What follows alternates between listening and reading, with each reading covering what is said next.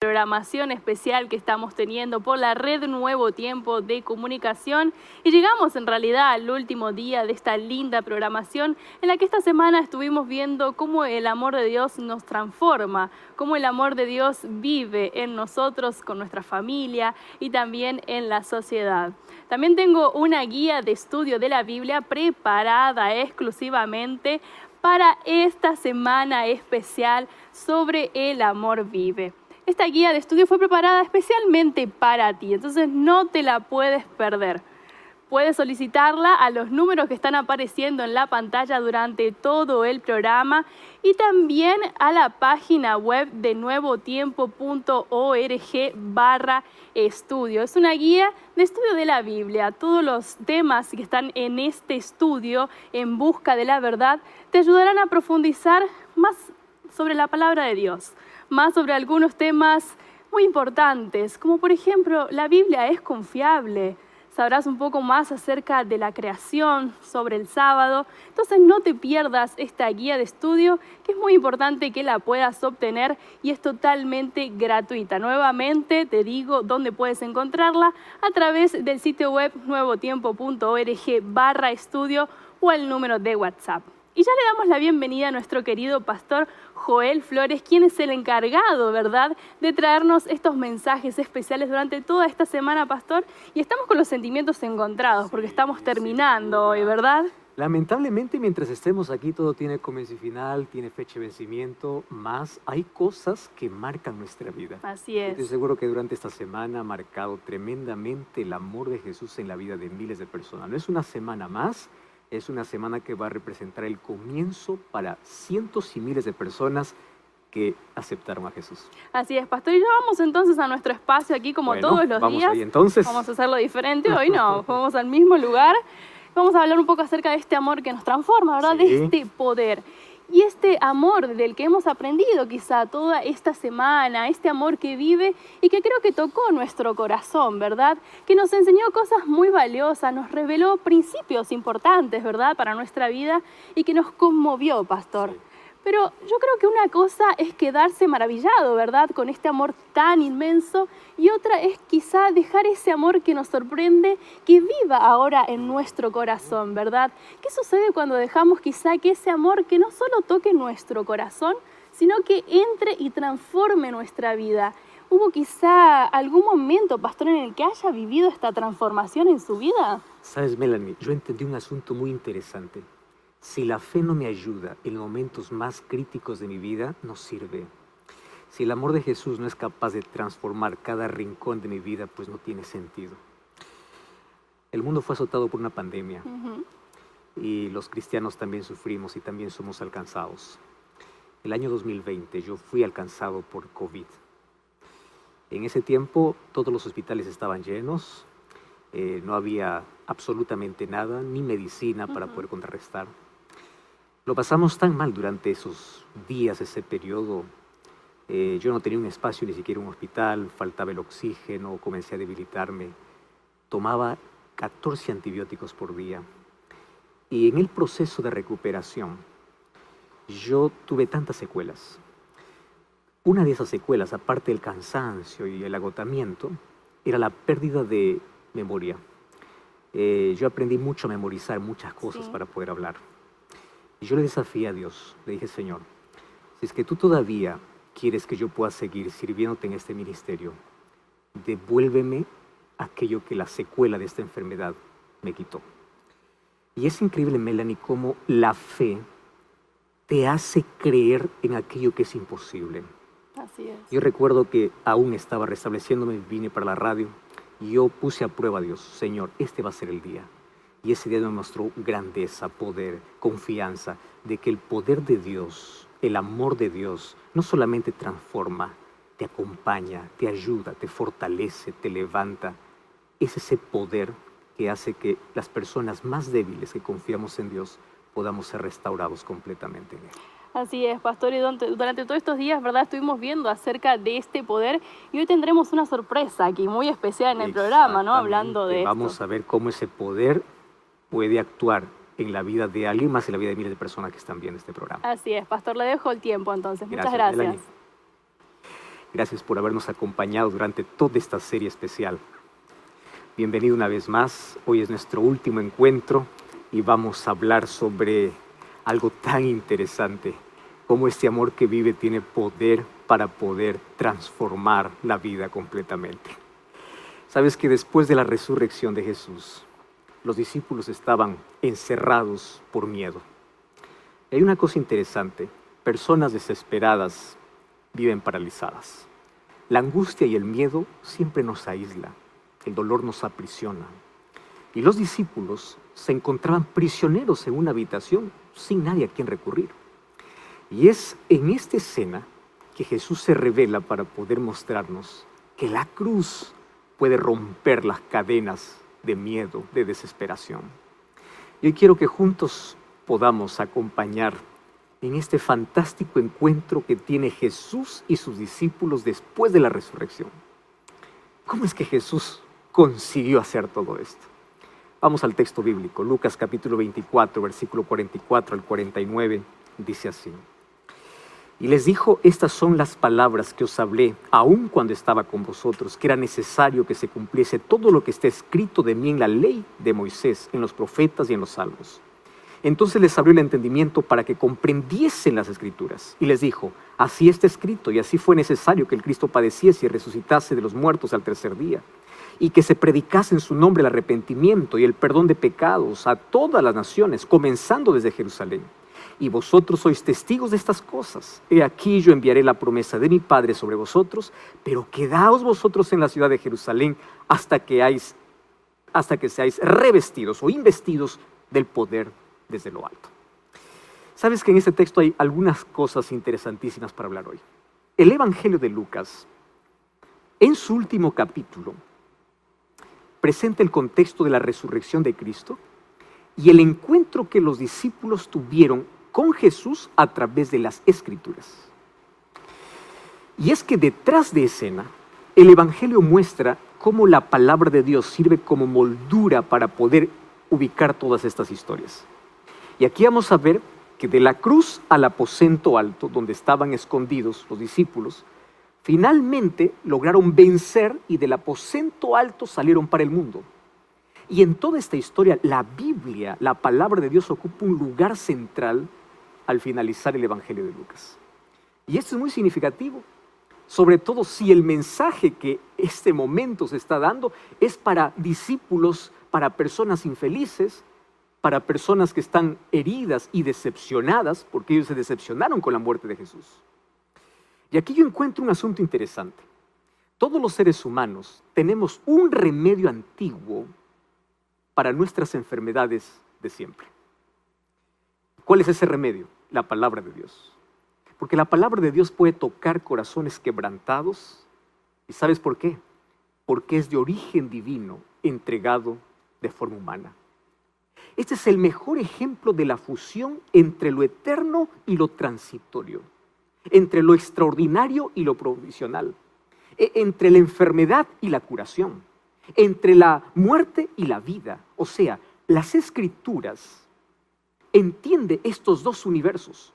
Primero, de Dios porque trae la luz. ¿Y para qué trae? Para romper nuestras tinieblas. Cuando vamos a la Biblia, en ella tú vas a encontrar que se une el cielo y la tierra. Se une el pasado y nos vislumbra hacia el futuro. Y es a través de ese poderoso instrumento que el Señor obra maravillas. A partir de allí, soy un apasionado por la palabra de Dios. El momento que descubrí que esta palabra es medicina para mi vida, que la palabra de Dios es mi farmacia completa, porque esta palabra resuelve mi ansiedad, mis temores, mis miedos, mis problemas. Trae razón para la locura de mi mente.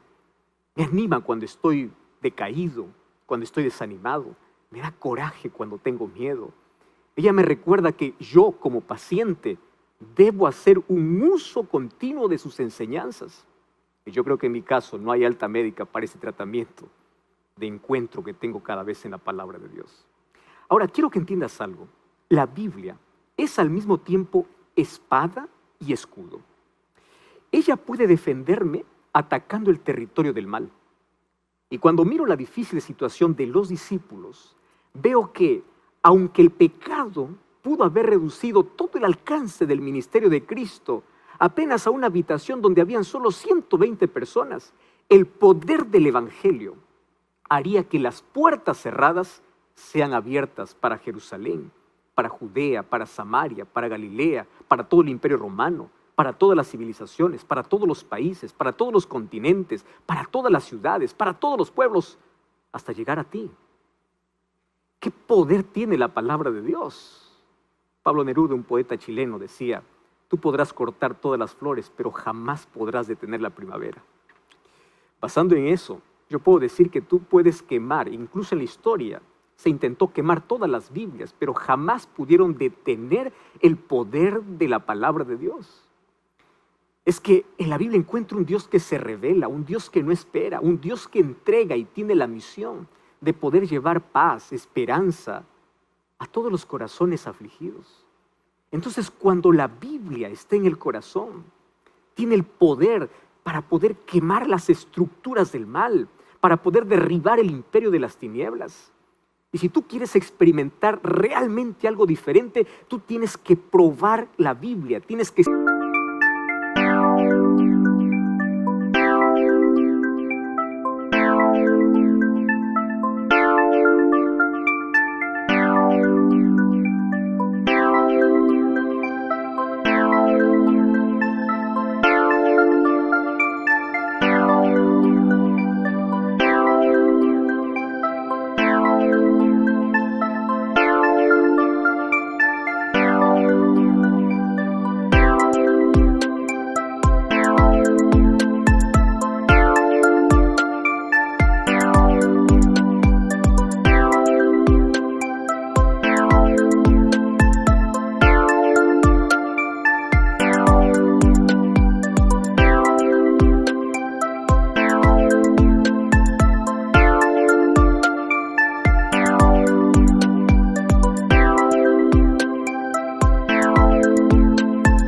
experimentar la Biblia.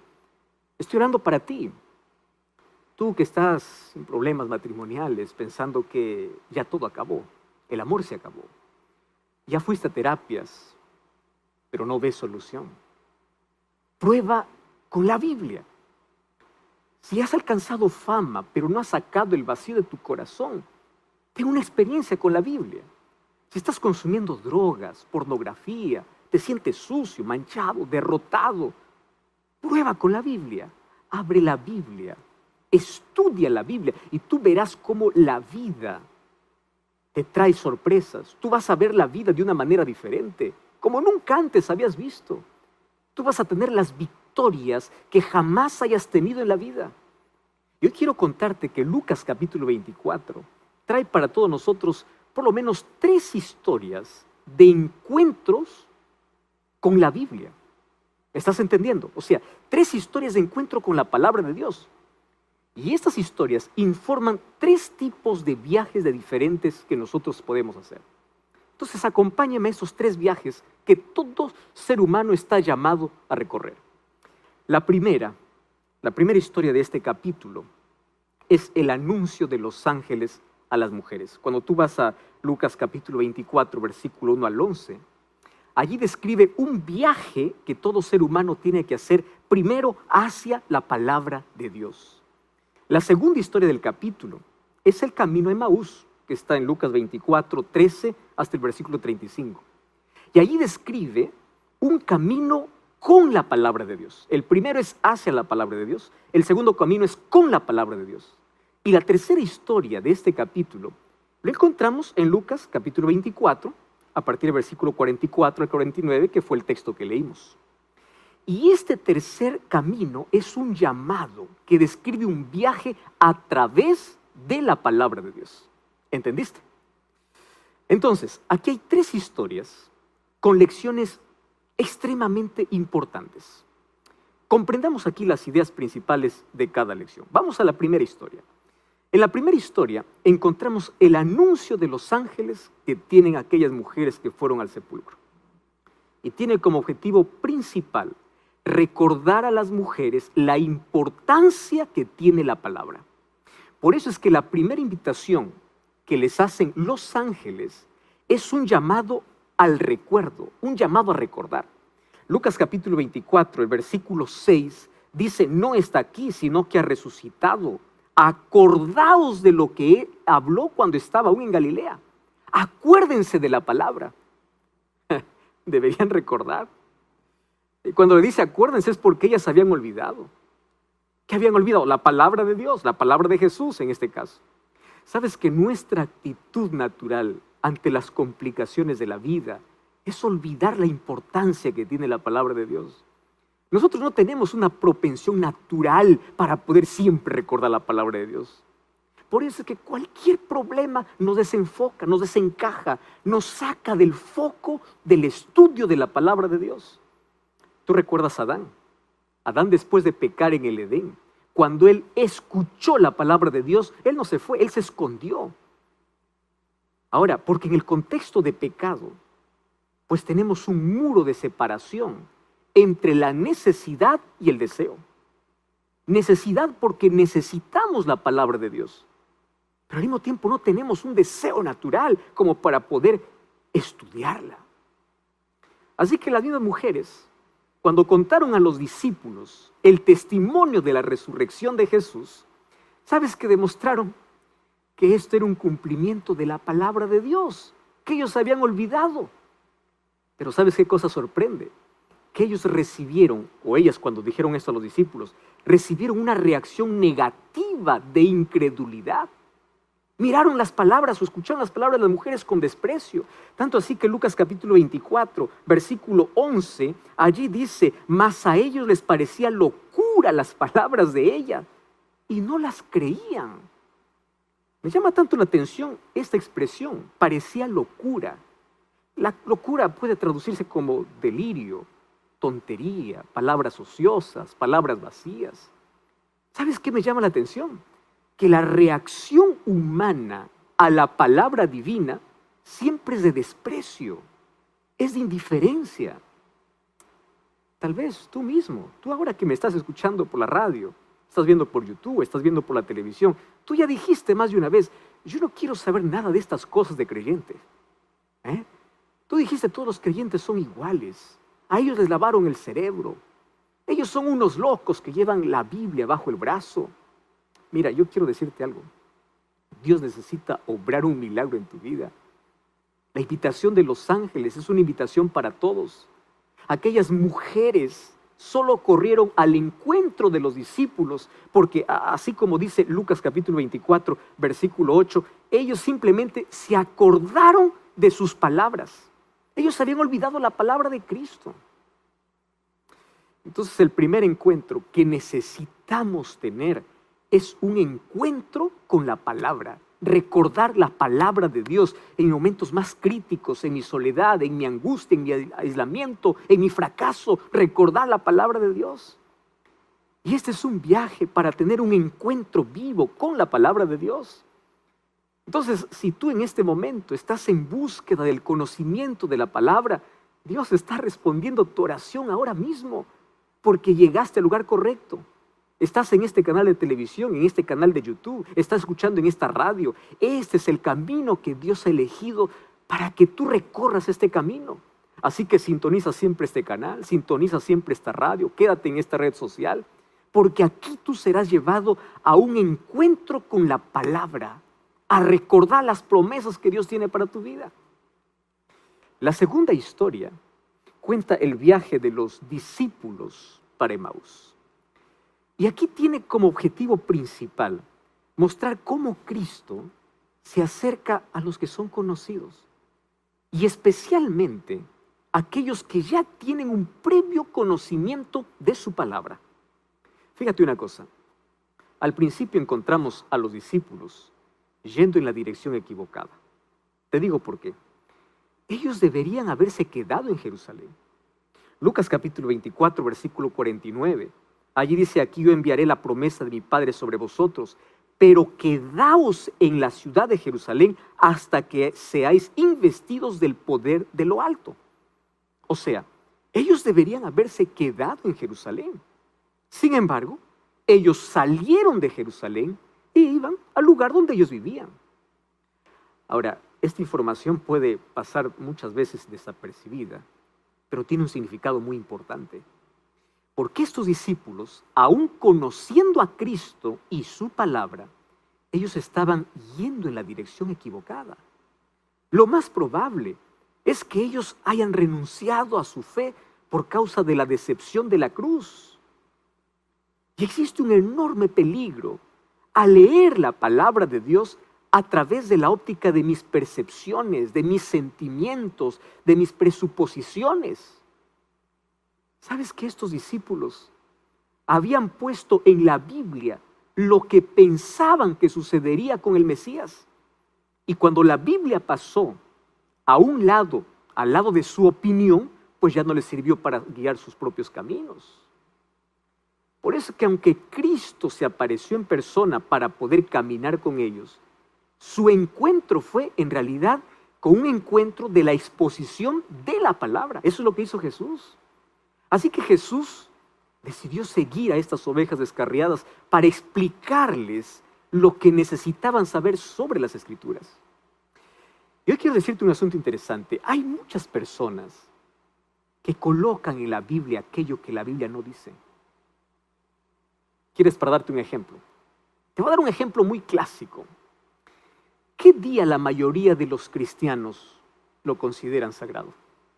Domingo, ¿verdad? Ahora te hago una pregunta. ¿Dónde está escrito en la Biblia eso? ¿En qué libro? ¿En qué versículo? No hay. Tú puedes buscar de Génesis, Apocalipsis, no vas a encontrar. En toda la Biblia, tanto en el Antiguo Testamento y el Nuevo Testamento, eso no existe.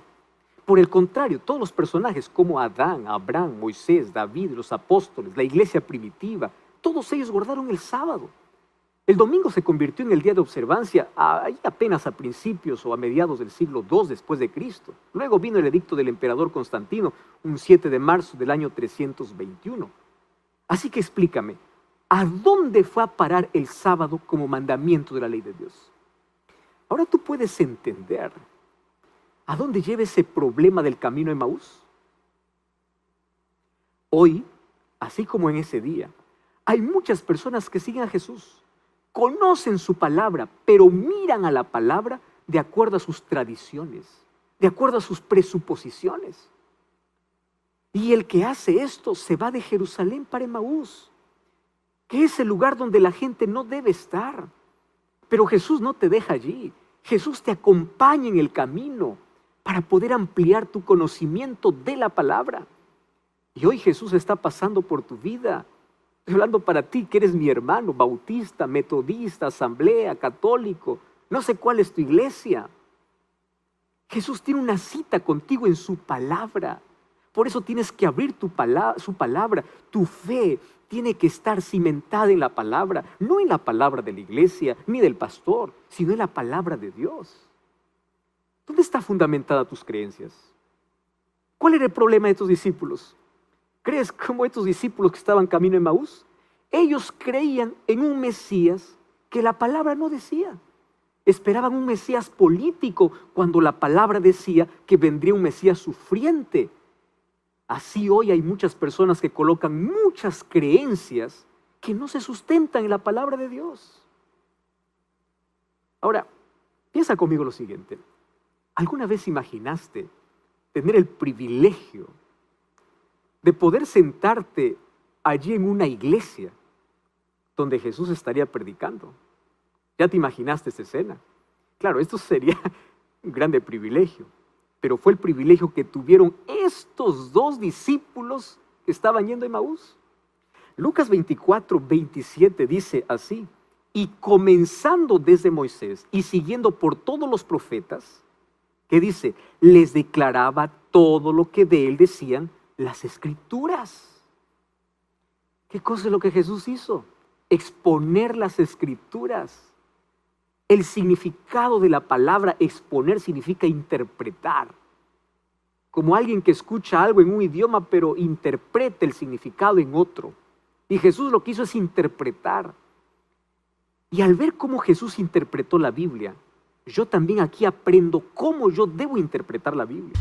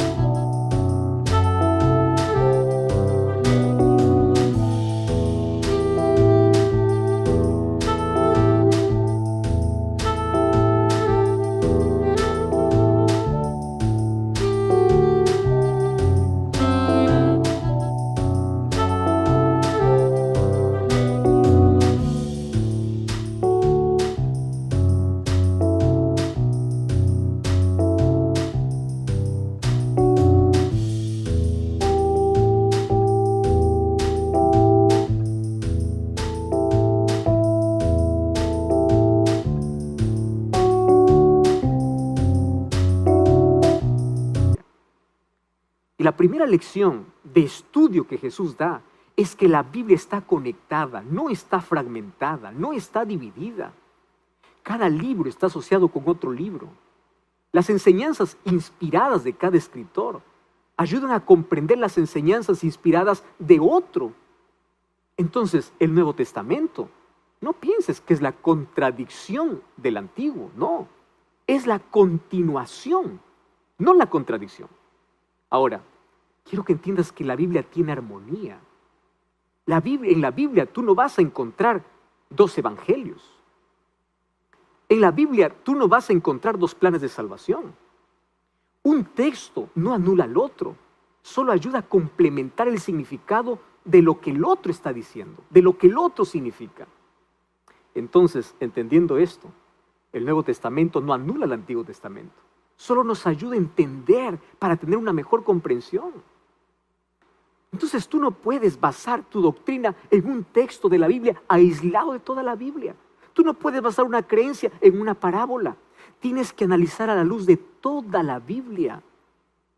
Por eso es que Jesús habló con esos discípulos toda la palabra, no un texto aislado de su contexto.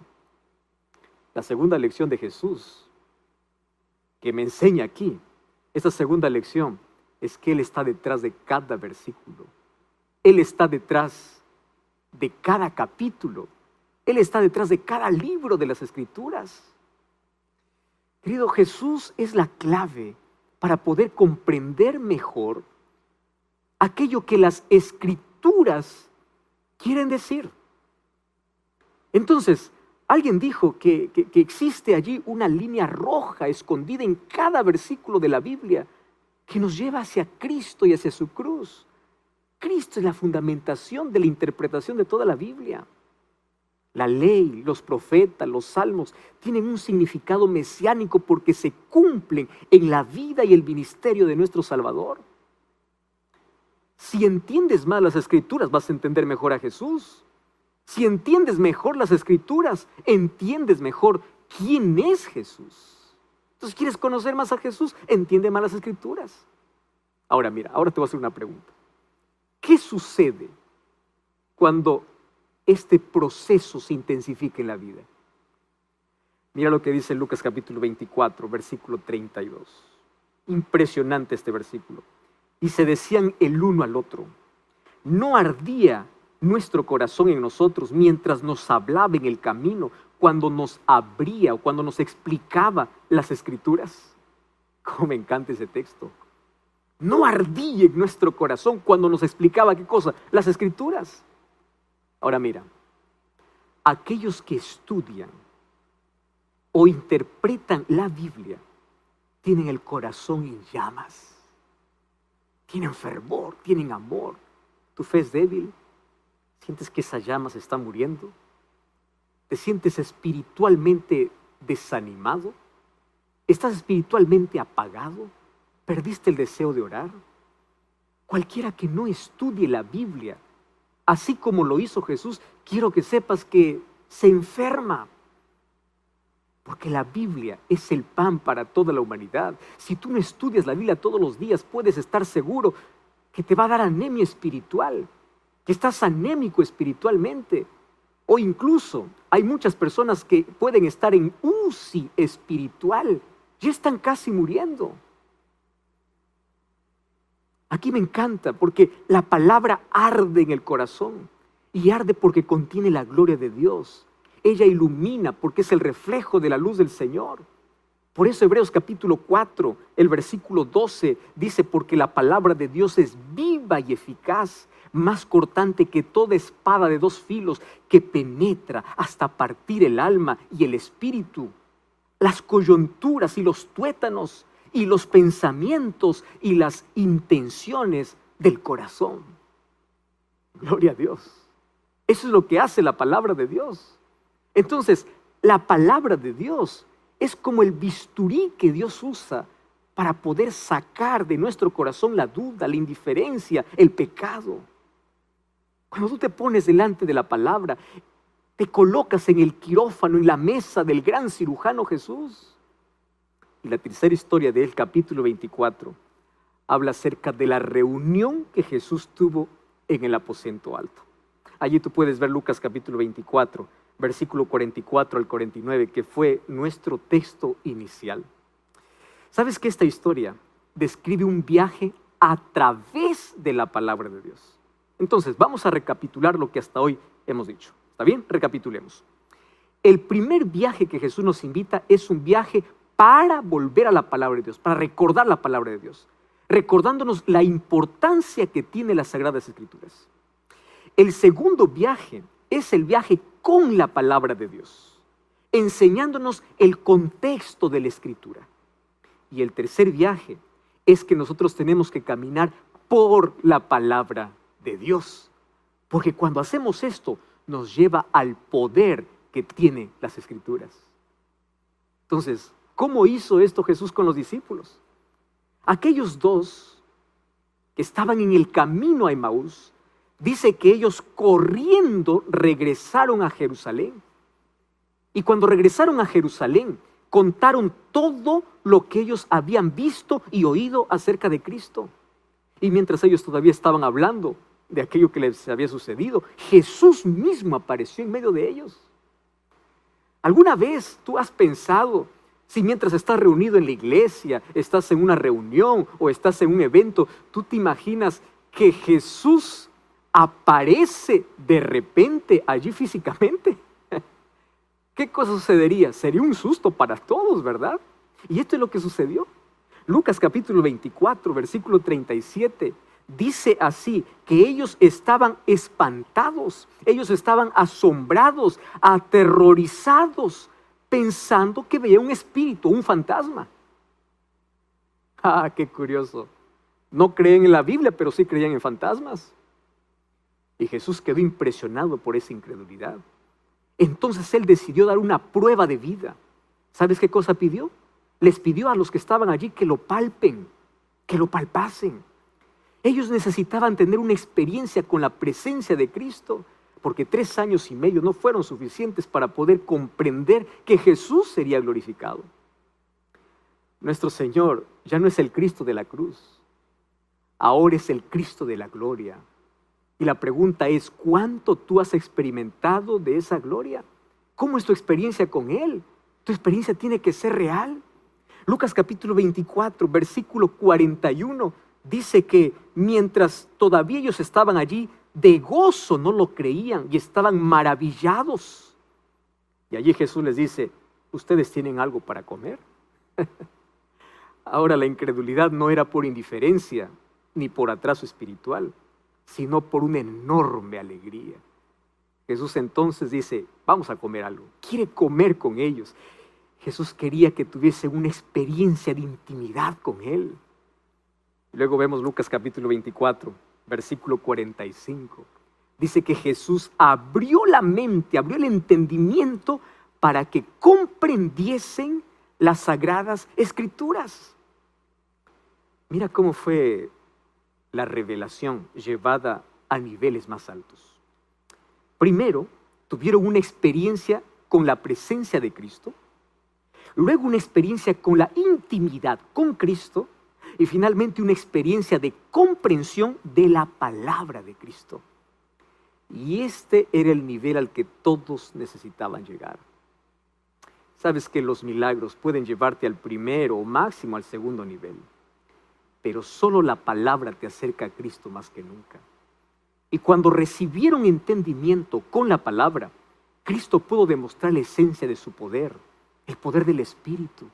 Debían permanecer en ese círculo de relación, encerrados dentro de una habitación hasta que hubiera visitado el sótano de la palabra de Dios. Si tú deseas un don, pide que sea el don del conocimiento. Esta fue la última acción de Cristo a favor de sus discípulos. Él dejó como herencia de su reino el conocimiento de la palabra. Por eso en Hechos 4:13 dice que cuando vieron allí la osadía de Pedro y Juan, sabiendo que eran hombres indoctos, se asombraron. Y ellos reconocieron que ellos habían estado con Jesús, porque este es el poder de aquellos que no tienen poder. ¿Cuál es ese poder? Hablar con valentía como Jesús habló. Así que tener las Escrituras como fuente de autoridad era el método de Cristo, que ahora también pasó a ser el método de los apóstoles. Y fueron todos ellos llenos del Espíritu Santo.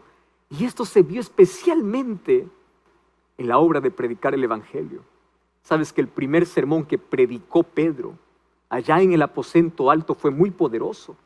Tanto así que en Hechos capítulo 2, versículo 37 dice: al oír esto se compungieron de corazón y dijeron a Pedro y a los otros apóstoles: varones hermanos, ¿qué haremos? Fíjate que las palabras de Pedro ahora tenían el mismo efecto que tenían las palabras de Cristo.